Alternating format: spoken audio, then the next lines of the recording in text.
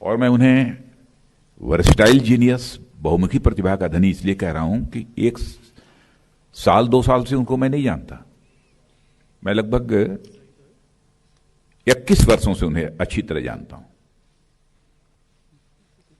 शायद आप में से कम लोगों को जानकारी होगी कि एक बार सरफेस ट्रांसपोर्ट मिनिस्ट्री, जिसमें कि रोड ट्रांसपोर्ट एंड हाईवे आता है, शिपिंग भी था, 11 महीने के लिए यह जिम्मेदारी मेरे पास भी रही है जब आज अटल बिहारी वाजपेयी जी भारत सरकार के मंत्री थे।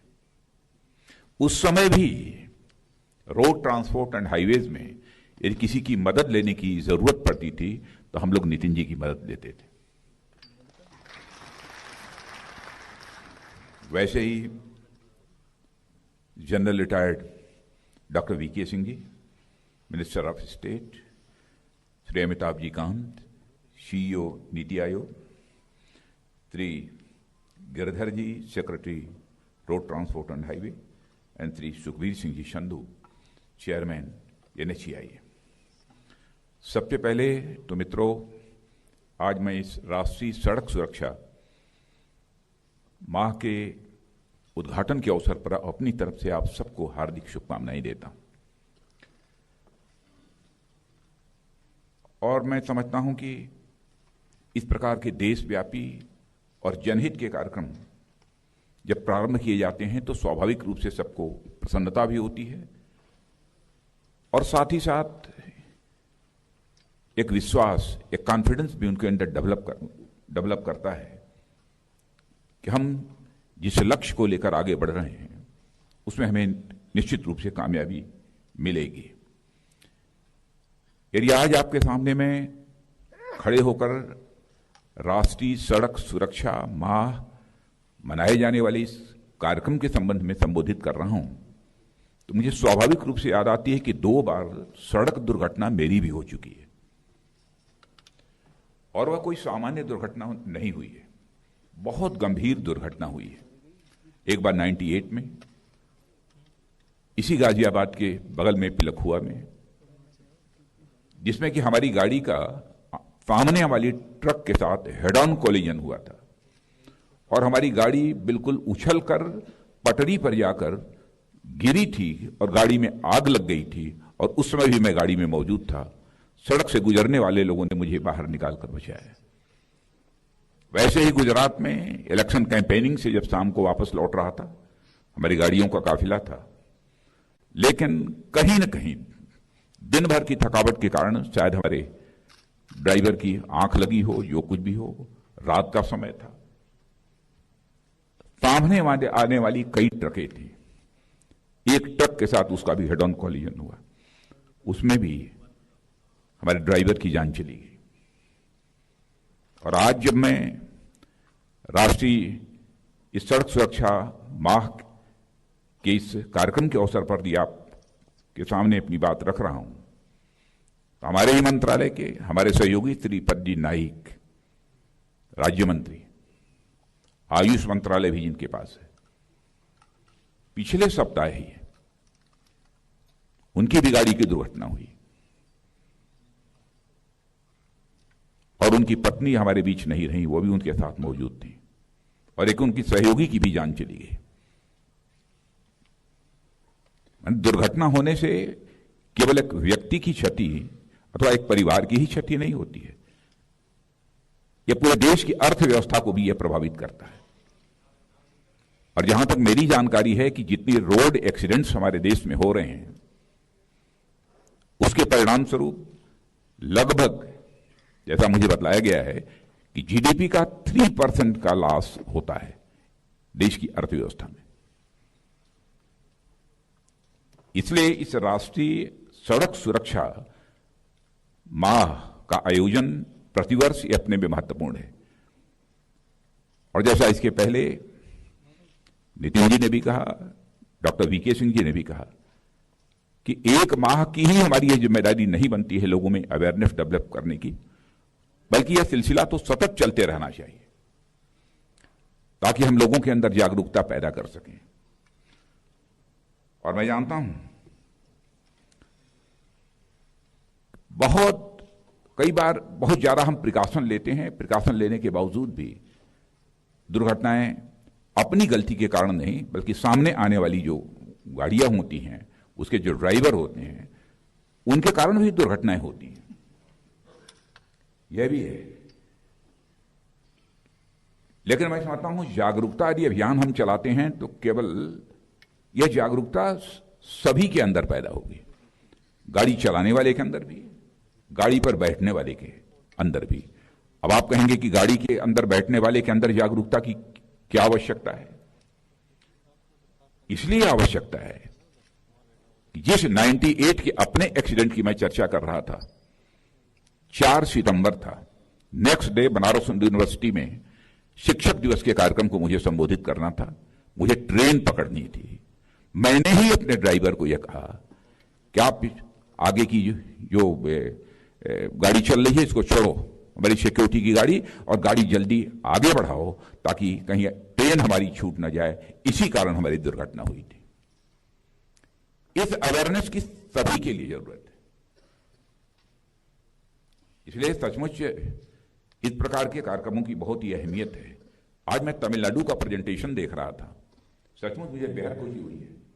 मैं तमिलनाडु को विशेष रूप से इसके लिए मैं बधाई देना चाहता हूं। जिस प्रकार का कार्यक्रम, जिस प्रकार से रोड सेफ्टी के दृष्टि से रोड एक्सीडेंट इन्होंने तमिलनाडु ने काम किया है।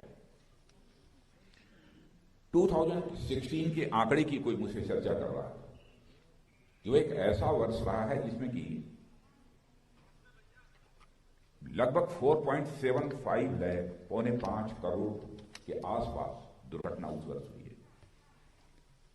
मैं कोविड पैंडेमिक के बारे में सोच रहा था कि लगभग 9-10 महीने में, 11 महीने में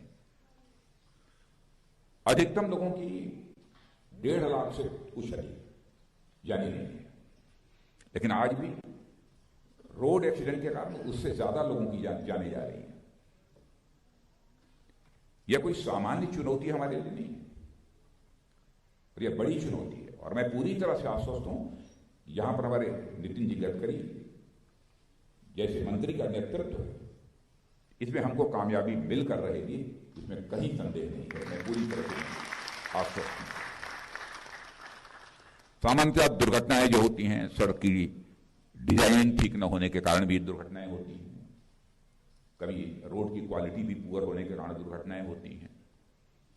अब जैसा उन्होंने कहा कि कारण कई हैं, सारे कारणों की यहां पर बहुत डिटेल में जाकर चर्चा नहीं करना चाहता। देखो, उन्होंने कहा कि ड्राइवर की आंख खराब है, उसके कारण भी दुर्घटना होती है, सबको टेस्ट कराना चाहिए जिसके पास भी गाड़ी है। लेकिन मैं नितिन जी को बताना चाहता हूं कि अभी अभी मुझे हमारे प्रभात त्रिपाठी, हमारे एपीएस ने यह बताया कि हमारे यहां सभी जितने भी ड्राइवर्स हैं, सबके आंख की चेकिंग हो चुकी है। ये प्रिकॉशन हम लोगों ने पहले लिया है। और सामान्यतः ज्यादा जो दुर्घटनाएं होती हैं, जो 18 से 45 वर्ष की उम्र के बीच के लोग होते हैं। अब उस समय की बात मैं कर रहा हूं, जब मैं मंत्री था, उस समय जो आंकड़े आए थे। अब इस समय क्या है मैं नहीं कह सकता, लेकिन ज्यादातर दुर्घटनाएं 18 से 45 वर्ष के आयु के लोगों की ही हुई हैं। जबकि वो हमारे देश के कितने बड़े एसेट हैं, कितने इंपॉर्टेंट एसेट है हमारा ये यूथ, ये किसी को बतलाने की जरूरत नहीं है। मित्रों, आपको इस बात की भी जानकारी है कि अटल जी ने ये चौड़ी चौड़ी सड़कें जो सारे देश में दिखाई दे रही है, यह सिलसिला उन्हीं के नेतृत्व में प्रारंभ हुआ था। और उस समय भी नितिन जी का सहयोग, मुझे याद है एक मीटिंग बुलाई थी, आज अटल बिहारी वाजपेयी जी, मैं मंत्री था, तो मीटिंग बुलाए जाने के पहले उन्होंने कहा कि महाराष्ट्र के जो मिनिस्टर हैं, सड़क परिवहन मंत्री नितिन गडकरी को भी उस बैठक में बुला लेना। माने नितिन जी के ऊपर उस समय भी अटल जी का इतना बड़ा विश्वास था, जबकि वो एक राज्य के सामान्य मंत्री थे। यानी उनकी स्किल पर, उनकी कुशलता पर, उनकी योग्यता पर, उनकी क्षमता पर इतना भरोसा था। और आज तो मैं कह सकता हूं कि हमारे नितिन जी के नेतृत्व में उनका मंत्रालय हाईवे पर बिल्कुल फर्राटे भर रहा है, फर्राटे की रफ्तार से चल रहा है, इसमें कहीं दो मत नहीं है।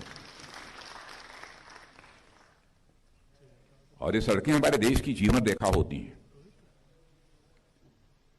और जिस तेजी से काम हो रहा है, और जब इन्होंने मुझे बताया कि 40 किलोमीटर पर डे सड़कों का निर्माण होगा, आज के 10 वर्ष पहले तो कोई ये कल्पना भी नहीं कर सकता था कि 40 किलोमीटर पर डे इस रेट से सड़कों का निर्माण होगा। ये तो कोई सोच भी नहीं सकता। लेकिन अभी इस लक्ष्य को भी वो हासिल करने जा रहे हैं। इसके लिए मैं पूरे मंत्रालय को अपनी तरफ से हार्दिक बधाई देता हूं। और मैं पूरी तरह से आश्वस्त हूं कि जिस तरीके से ये जागरूकता का अभियान रोड ट्रांसपोर्ट और हाईवे मिनिस्ट्री ने प्रारंभ किया है, उससे लोगों के अंदर जागरूकता पैदा होगी, और जिस लक्ष्य को हम हासिल करना चाहते हैं उस लक्ष्य को हासिल करने में भी हमें कामयाबी हासिल होगी। ब्लैक स्पॉट्स की बात हुई कि नेशनल हाईवे पर कैसे ब्लैक स्पॉट्स जो है आइडेंटिफाई किए गए हैं, वहाँ क्या क्या किए जाने चाहिए, इस संबंध में भी यहाँ पर चर्चा हुई है। बहुत सारी चीज़ों की चर्चा डिटेल में जाकर नहीं करना चाहता, क्योंकि प्रेजेंटेशन में भी बहुत सारी बातें आ गई हैं, और हमारे बोलने के पहले जिन वक्ताओं ने विचार व्यक्त किए हैं उनकी बातों में भी बहुत सारी चीजें आ गई हैं। मोटर व्हीकल एक्ट में हाल में ही पिछले वर्ष ही जो संशोधन हुआ है, उसके कारण भी मैं समझता हूं कि रोड एक्सीडेंट के मामलों में काफी ये कमी आएगी। क्विक रिस्पांस है, एम्बुलेंसेस की भी व्यवस्था हुई है हर 50 किलोमीटर पर, अभी जाकर पिछले कुछ वर्षों में हुई है, पहले इस प्रकार की व्यवस्था नहीं थी। जिनका एक्सीडेंट होता है, जिनकी सीरियस इंजरी होती है, कम से कम उनकी जानें तो बचती हैं। कई प्रिकॉशन लिए गए हैं, और मैं कह सकता हूं कि बॉर्डर रोड ऑर्गेनाइजेशन जो हमारी सीमाई क्षेत्र हैं, बॉर्डर एरियाज हैं, उन्हें बॉर्डर रोड ऑर्गेनाइजेशन भी बहुत ही अच्छा काम कर रहा है। राज्य को सम्मानित किया गया है, जो अटल टनल हमारा रोहतांग का है, उसका बहुत ही महत्व है। वहां के रहने वाले लोगों की दृष्टि से तो उसका जो महत्व है सो है। स्ट्रेटेजिक इंपॉर्टेंस उस टनल का बहुत ही लगन के साथ बॉर्डर रोड ऑर्गेनाइजेशन और उसके सारे इंजीनियर्स और सारे लोगों ने बनाई है, उसकी जितनी भी प्रशंसा की जाए कम है। और मैं कहूंगा कि लोगों ने न देखा हो तो जाकर वो टनल देखनी चाहिए। दुनिया में सबसे ऊंचाई पर बनी हुई कोई यह टनल है तो यह अटल टनल रोहतांग की, और एक बहुत बड़ा यह काम हुआ है, और इससे उस क्षेत्र का भी सोशियो इकोनॉमिक डेवलपमेंट तो होगा, और साथ ही साथ जैसा मैंने कहा कि स्ट्रेटेजिक पॉइंट ऑफ व्यू से भी यह काफी उपयोगी है। मित्रों, आज के अवसर पर मैं समझता हूं कि इससे ज्यादा मुझे कुछ कहने की कोई जरूरत नहीं है। फिक्की, सैम और अन्य संगठनों के द्वारा जो संयुक्त रूप से सेफ स्पीड चैलेंज का ये एक जो संकल्प लिया गया है, चुनौती को जो स्वीकार किया गया है, उसके लिए मैं आप सबको अपनी तरफ से हार्दिक शुभकामनाएं देता हूं।